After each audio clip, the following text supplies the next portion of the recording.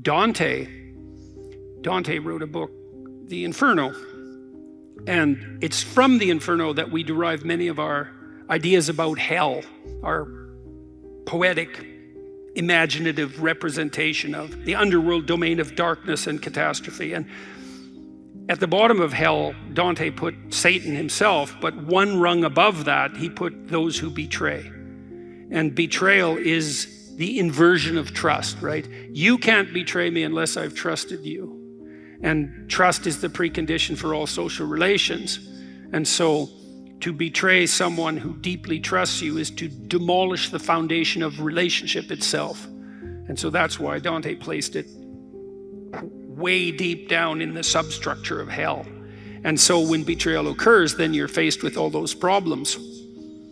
People are often traumatized by that kind of revelation. And the reason they're traumatized is because, well, imagine you have a committed relationship with someone. So you might ask, what is the basis of the commitment? And there's a hierarchy of commitment in that some commitments are more fundamentally important than others, and those are the commitments upon which all other commitments rely. And so when you set up a household with someone and you move towards a permanent intimate relationship and hypothetically in the direction of, let's say, having dependent children, then you're doing all that based on the presupposition that the person is faithful to you, because that's one of the defining attributes of the relationship itself. And so when that axiomatic presupposition is shattered, then everything dependent on that is now questionable.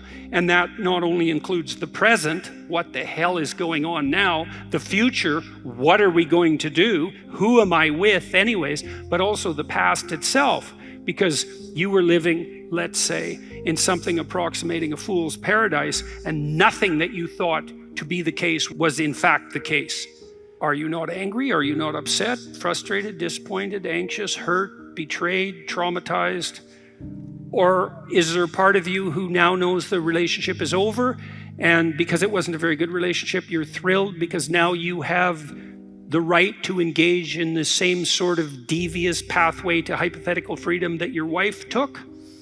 Because that can certainly be the case. Like when a bomb like that goes off in the midst of your life, everything is up for grabs.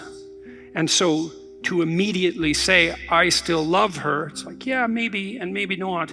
And if that's all you feel, well, then that in itself is definitely a problem, and also might be key to why it happened to begin with, because you appear to be the sort of person who can be stomped on pretty damn hard and not object.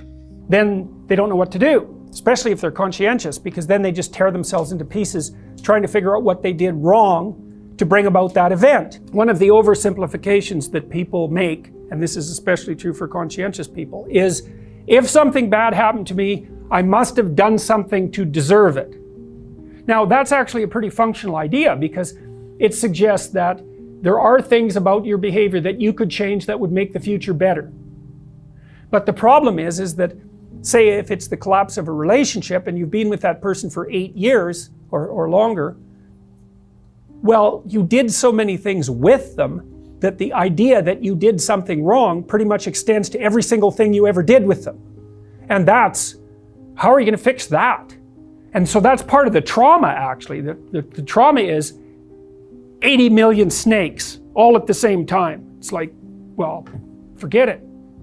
You don't have time to go through all that material. And so what you do with someone who's having problems like that, so maybe they're waking up at the middle of the night obsessing about what went wrong, is you walk them through it. You do a situational analysis first, because don't be assuming necessarily that the thing that happened to you only happened to you because of what you did or didn't do. There's all sorts of factors at play. And so what you're trying to do is to extract out information from your past and your present that will enable you to conduct yourself properly into the future. Open yourself up to the admission of the magnitude of the problem. What's the problem? Who am I, anyways, that this happened to me? Who are other human beings that they could do this to each other? Right? So those are fundamental questions about the nature of social relationships themselves, or even about individual identity. Very, very unsettling questions. someone I loved has the capacity for that magnitude of betrayal. That's a dreadful realization, not least in part because it also implies to some degree that you also have the same capacity. What other problems do you have? How long have you been married? Is the whole damn thing a lie? Is every relationship you've ever had a lie? Are you a complete doormat? Are you blind beyond capacity? Have you married someone who's psychopathic or narcissistic? Do you have a pattern of associating with people like that? Those are all questions that are going to plague and should plague you in some real sense when something like that happens.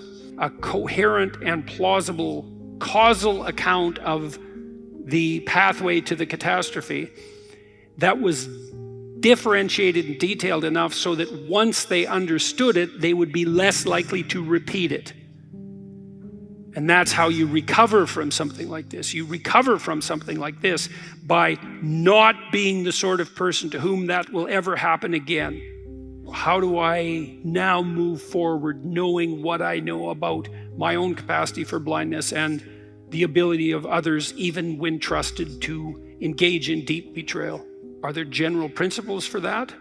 There are. One thing you'll have to do to recover is to regain your willingness to trust. But it can't be naive, because look where that got you. It has to be wise and courageous. And so to recover from this, you're going to have to be able to trust again. But trust will have to be predicated on something like courage rather than naivety. The courage all wise people have when they undertake a relationship, which is something like, I know perfectly well that you're chock full of snakes, just like me. But the best pathway forward, nonetheless, is for us to extend a hand in trust to each other and see if we can build a valid and solid and sustainable and iterable relationship despite our mutual inadequacies and our proclivity for malevolence. There isn't a better pathway forward than that, and pathway is predicated on the ability to adopt a posture of attentive trust.